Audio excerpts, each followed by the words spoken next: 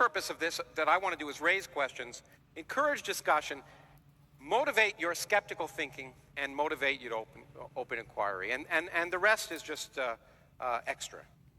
Okay, so let's begin. The title of this thing, as you just pointed out, has one problem, but it has two problems. Has science buried God? Suggests that there's one God. Like the God that the people who organize this thing and William believe in is somehow special. But that's not true. There are lots of gods, and science has buried all of them.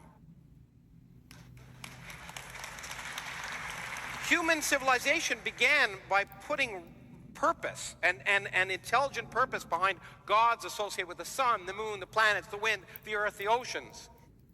It's been, by one estimate, over 1,000 different gods throughout human history. Mars, god of war, Poseidon, Thor, all the rest. And the really important thing is that all of you, or almost all of you probably, are now atheists regarding those gods. Just the only difference is it's just one that we may disagree about. But 999, we all agree, have been thrown out. And the reason they've been thrown out is they've been buried by the rise of our physical understanding. Science works. And the fact that science works has buried the gods of the wind and the sun and the moon. Farmers now, as I was just saying, when it doesn't rain, they don't pray for rain anymore. They go see a meteorologist. And that's a good thing. In the process, the human condition has improved immensely, and it will continue to improve as science continues to bury the one remaining God. Now, this one God is supposedly left. We might ask a priori or in advance, how likely is in advance that all those other 999 gods were false, but this one's true? Well, you might argue if you had a flat prior that it's probably pretty small likelihood. But it doesn't really matter. The point is that our current understanding of nature has changed. We've learned things. It's changed and developed since the claims were made by Iron Age peasants who didn't even know the Earth orbited the sun. And therefore, it's natural that science is inconsistent with those claims based on ignorance.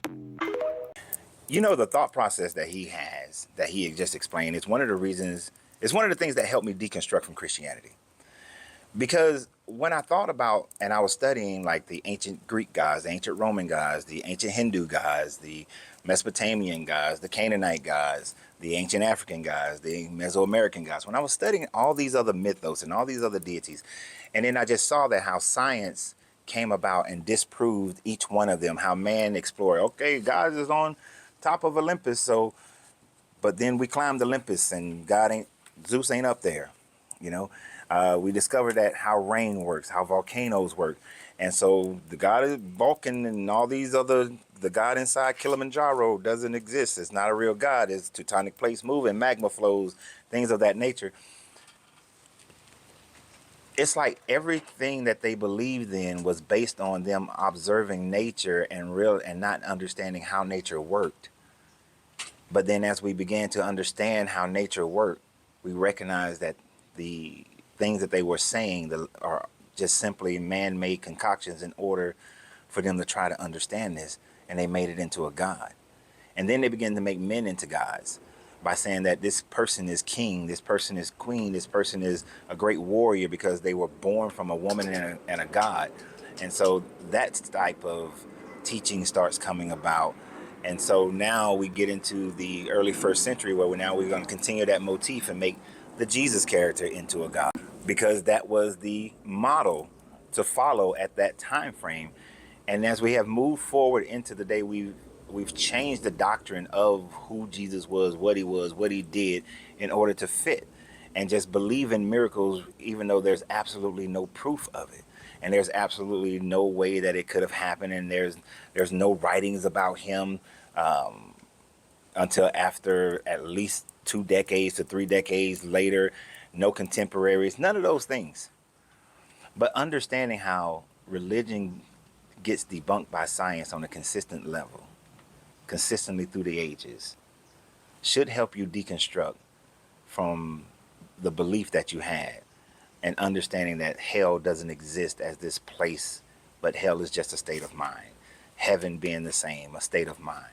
That existence is as above, so below. The complexity of your consciousness.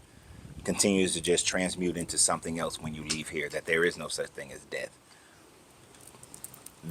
Those are the things that help me deconstruct, and I hope that that video helped you deconstruct as well. But y'all have a great day, and remember always, you have to free yourself to be yourself, because your greatness is non-negotiable. Good journey, good vibration.